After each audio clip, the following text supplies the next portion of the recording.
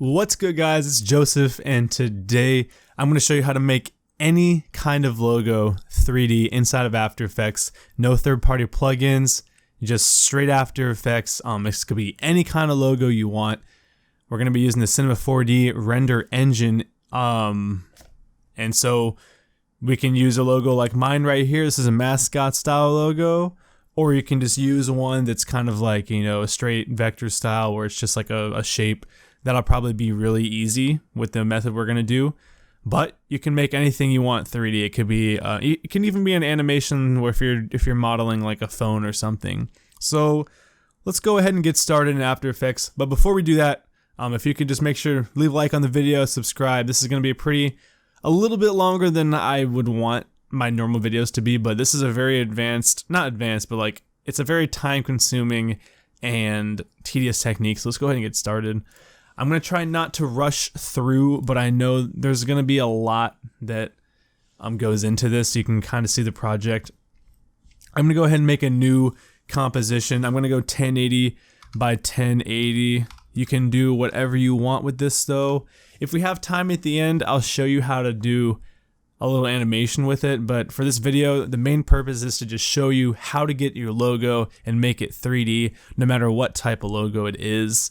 And we're going to start with just a PNG image. Like, that's all you really need. I'm going to do the luminosity logo because this is it's a type of logo that you can do this style with. It just takes a little bit longer. So I'm going to show you how to do this. So all you need is an image of whatever you're doing. So I'm just going to use this. You will kind of want to work your way from the back and move to the front. And so what I mean by this is in terms of layering. So you see this logo right here, it has, if you look at what it's made of, it's basically just a circle.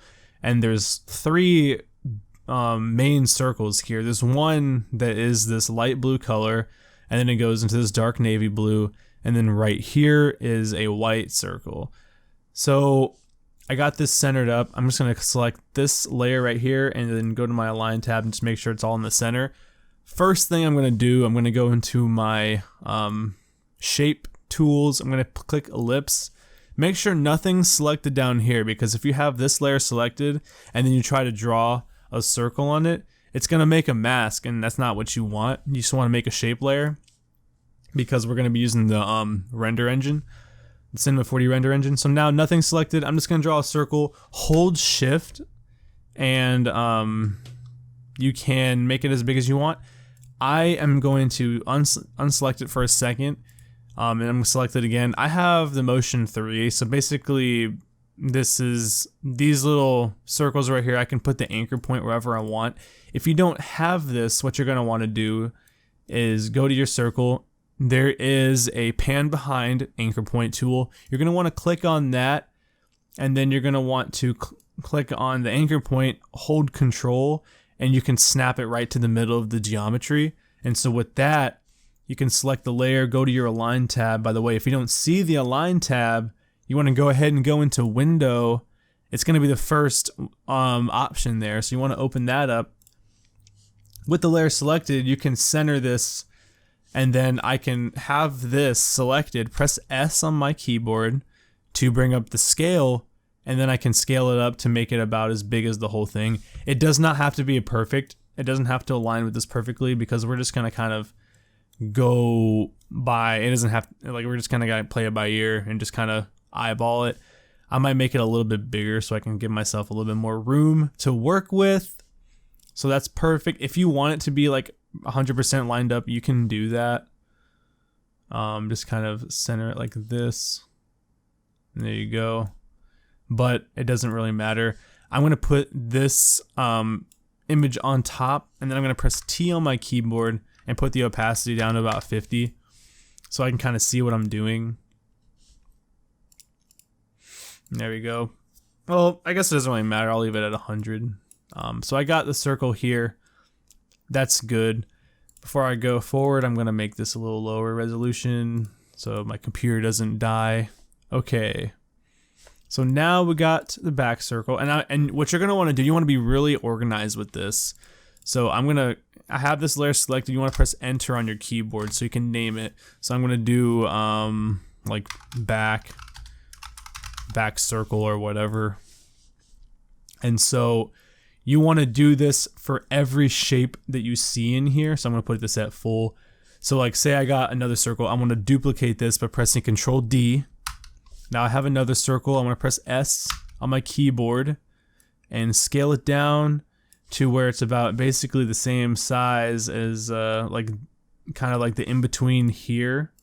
So that looks good, and I want to make another duplicate of this. Just press Control D again. So I'm gonna rename this like middle circle, and then name this like white, or like front white circle, or just white circle, because that's the circle right here. I haven't actually scaled this down yet, so I want to click on this, press S, scale it down. And for those of you that are watching this that kind of know what I'm talking about and just kind of want the gist of what you need to do, all you need to do here with this is just make a new shape layer, a different shape layer with every single shape that you see, and you want to kind of generalize it. So like, you see how you have the eye here? You want to take the pen tool and just kind of trace out this outer circle or this outer layer, and then you want to work your way in and have them on top of each other. So I got my main three circles down. The next thing I want to do, let's say, make sure nothing's selected down here and go up to your pen tool. I know the pen tool is kind of annoying to work with in After Effects, but this is what we're going to have to do. Just go ahead and click on the end of whatever you're trying to draw and just make points, click and drag. And if you don't like how it's drawing right here, you can go up to the fill and just turn that off. And then go back to your pen tool and just click on the last point you're working with. And then you can kind of adjust it. And then if you ever want to move one of these handles, just press Alt and you can drag it wherever. And if you put it right back on top, you can put it this way. It should, you know, work for you. Looks good. Let's go ahead. This looks good. So now I have this, and I'm just gonna rename this like bottom stroke or whatever. And so I'm just gonna leave that there. Just do another one. I'm just gonna kind of eyeball it. I'm just gonna do this really quickly just so I can get my point across. You just want to be drawing these shapes to where you get an idea of what it looks like. Obviously this is going to be very ugly. We're probably just going to go back to my other composition here in a second, but you just want to do that for all these shapes. And so let's say I'm going to the eye right here, and this could be for whatever logo you're trying to do. Just make sure nothing's selected. Obviously, pen tool, draw around this eye, and then what you're going to want to do, just keep going, and then you're going to want to spend your time on this. You want this to be as perfect as you can, because you just want to be extremely detailed in how this looks. Obviously, I'm not. But see how when I drag this out, it kind of screwed up right here? All you gotta do is click on this handle and just move it there, or you can move it down here or whatever you want. So now that I have that, this layer here is the outer version of the eye, and that's gonna be separate. And I would probably name that outer eye. And so for this one, I would just name it like top stroke or whatever. So the next thing I want to do is just kind of draw the eye out. And so you're going to get the gist. I'm just going to go ahead and close this one out because you guys should understand this by now. All you got to do is really just draw each one and make a shape layer. And so after that's done, I'm not going to do the whole thing, but I'm going to show you what you do. I'm going to hide this so I can't see it anymore. Well, actually, I'm gonna have to keep it up for now, cause okay, so you see we got this back circle right here, and so we don't have a fill on it yet, but we do have a fill on it. You can see that it is the dark blue that we need, or we don't need. We need it for the second one. So we got this back one selected. Just go into your fill, hit this eyedropper tool and just pick out that blue color. And just get as close as you can. Do the same thing, this middle circle. We want it to be this dark blue right here, so just click on fill for that and just make it dark blue. So if I hide this, you can see that it's that dark blue. Same thing for the white. Make sure it's selected, click fill up here, click on the eyedropper, make it white. And for this bottom stroke that we made, same thing, fill, make it that color, or whatever color it is that you're drawing on. And I'm sorry if this video is really long, but this is a very time-consuming thing to do. The next stroke, make sure it's selected, fill, eyedropper, and there you go. So if I hide this, you can see that each layer is its own thing. So the next thing that we would do is, obviously I didn't do the whole thing because that would take forever. But what you want to do is just click toggle switches and modes until you can see the 3D layer up here. And so just make all of these layers 3D, all of them. And so now once that is done, obviously you can't see them anymore, and I'll tell you why in a second. But before we do that, if you've never done this technique before, if you go to the right hand corner, top right, it's going to say renderer. It's probably going to say classic for you. You're going to want to click on that. You want to change the renderer from classic 3D to cinema 4D. You can read through these. Some of these are enabled, disabled, depending on what you're doing.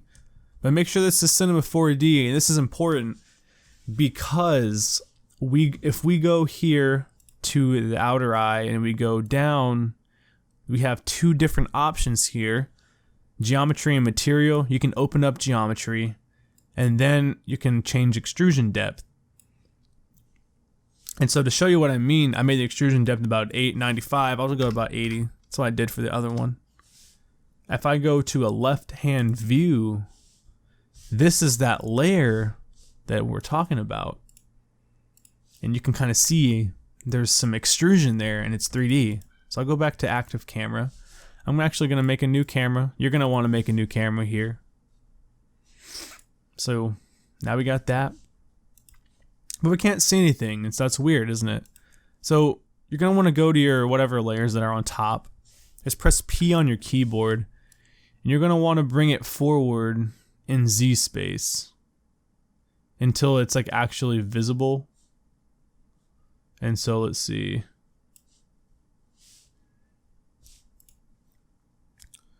Let's see which circle is on top right now.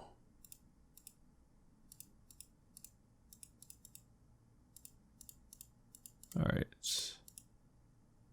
There we go. This back circle is on top for some reason. So we want to take P on the keyboard. We want to move it back so it's behind everything else.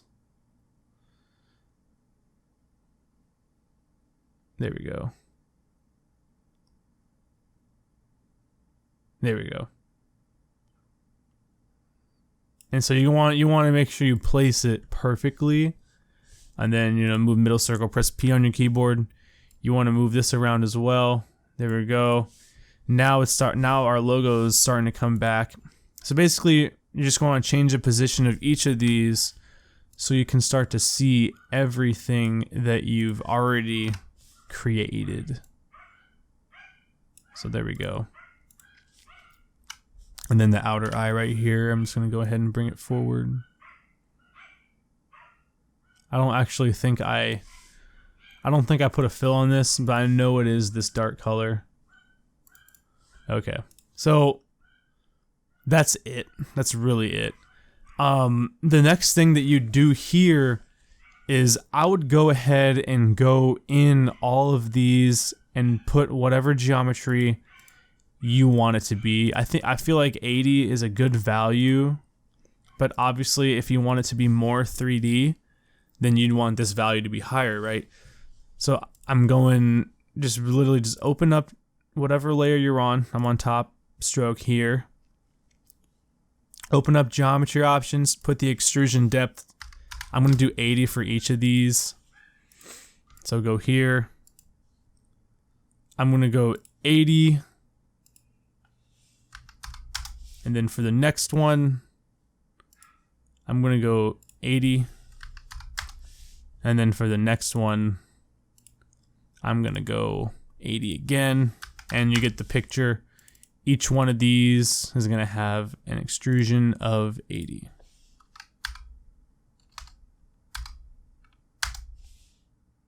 And so after this is done, I got my layers ready. They're all extruded, and you can kind of see this one's already kind of poking up a little bit from the background, which is fine.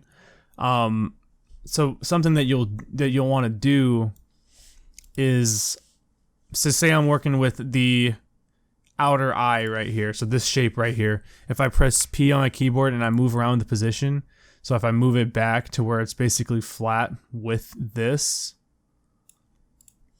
that's fine. But if I want it to be 3D and sticking out of there, it doesn't look that great, right? Because you can't really see any shading. And you can fix that if you make a new light. If you make a layer, new light, and then put the light on there, and you can kind of see a shadow, but I don't really want to use a light. So here's a method you can do. I think I showed you in my last video. What you'll want to do is go to whatever. I'm on my outer eye right here. I want to make a duplicate of that one. And so now I have two of these. So I'm going to put this one on the bottom. And I'm actually going to rename this one to outer eye shading. And I'll show you why. So go to your outer eye. Go to your geometry and just put the extrusion depth down to like 0 or 2. I'll put it down to just 2 just to give it a little bit of extrusion. And so now what you'll see is go to your outer eye shading and then go to the fill and make the color lower than, or a little bit darker than what the top color is. And then what you'll want to do is select this one, parent this with this little whip, parent this one to that top one. So now if I go to the P, if I press P on my keyboard with this top outer eye layer selected, I can move it and it's going to move both of them at the same time. And so what you'll want to do to drive any animation you do with a logo like this, you're going to make layer new null object. And so with that, you want to kind of select everything that is not currently parented. So like every layer right here, you're going to have a shading layer if you're doing this method. And so all the top ones, so like say this outer eye, you want to parent this to the null object. Everything else, I'll parent it to the null object, except for this shading one. So I'm going to go ahead and parent that to this. But say when you make a new top stroke right here, like say if I'm doing this one, say if I go P on my keyboard, drag this to where it's kind of sticking out. And if you want to see this a little bit more, everything is parented to the null right now, except for this. But technically this is parented to the outer eye, which is parented to the null object. So if I rotate the null object, if I make this 3D, if I rotate on the y-axis, you can see everything's moving at the same time. So that's good because you can use the null object to drive your animation. And so with that being said, I can go ahead and move this forward and then just make a duplicate of this, move it down under that, press enter on my keyboard, and then do shading. And so then there we go. Got my shading for this layer. Just make sure you remember to go make this geometry a little bit, put it down to 2, because if not, they're just literally going to be overlapped on top of each other, and that's not what you want. The reason why we didn't do this first is because we want to get everything laid out first, and then after that, we can go ahead and, you know, move things around, add some shading, because it's already in the position you want it to be. So go to top stroke shading. I know this is kind of a lot to take in, but you see what I mean, because now all I gotta do is parent this again to top stroke, and now this is what I meant before. You see, they are technically on top of each other. And so if this one down here is parented to the top stroke, if I move this one, it's not going to move this one. But if I move the top one, it's going to move this one because this is what it's parented to. So I can go to press P on my keyboard and kind of move this to where it's not overlapping anymore. And so then there you go. That's how you fix that.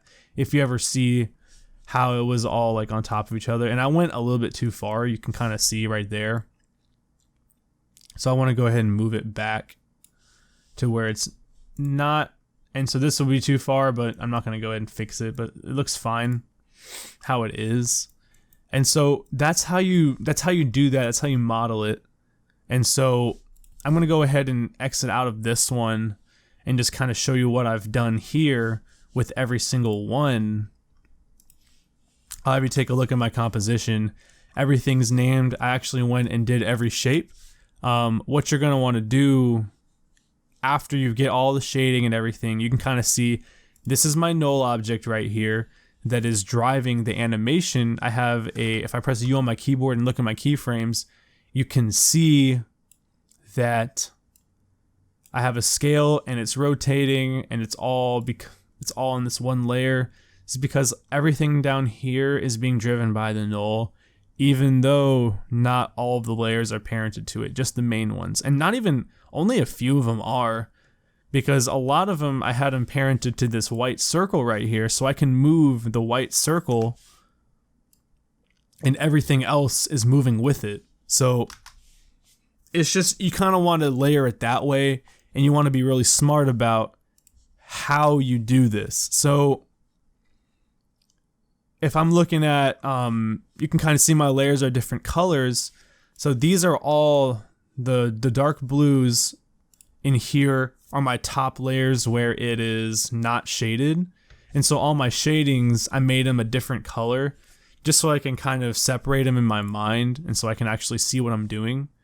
And so this video is already over like 20 minutes. So I showed you guys the main part on how you get your logo 3D. I'm probably gonna make a part 2 on how I get the animation to work and how I get it to look right.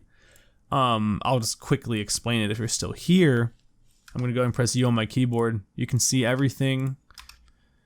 I really only keyframed the position instead of the extrusion, because if I have my extruded pieces, which are my shading, parented to the top, which is right here, and all I gotta do is animate the position, it's basically animating the extrusion out. And so you can kind of see how it is in the animation at the beginning of the video. But, you know, I know this is a long one, guys, but this is definitely a very, very powerful workflow if you want to create 3D graphics and you don't have, you know, Cinema 4D, you don't feel like learning Blender. A lot of this is just native After Effects stuff that you have the ability to do if you've been using the program a while, and it's free. Well, it's not free. After Effects isn't free, but you don't have to buy any third-party plugins. So, if you enjoyed the video, please, you know, drop a comment, leave a like, subscribe. I try to answer all my questions. If you guys have any questions about this, I'll answer those. Other than that, I hope you guys have a great rest of the day. Sorry the video was so long. I'm out. Peace.